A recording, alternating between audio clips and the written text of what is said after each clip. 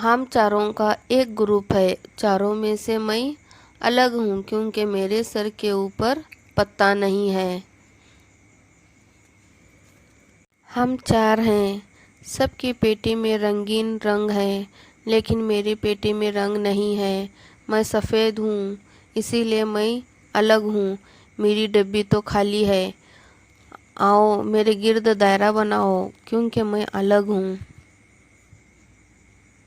हम चार चाय के कप हैं, सबके दाएं जानिब पकड़ने का सिरा है, लेकिन मेरा सिरा तो बाएं जानिब है, इसलिए मैं सबसे अलग हूँ।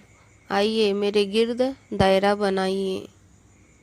हम चार हैं, चार में से तीन को बैट दिया गया, लेकिन मुझे हॉकी मिला, इसलिए मैं सबसे अलग हूँ। आइए मेरे गिर्द दायरा बनाइए।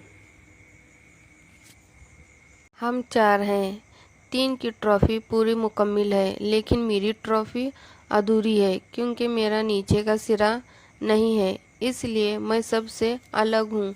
आइए मेरे गिर्द दायरा बनाइए।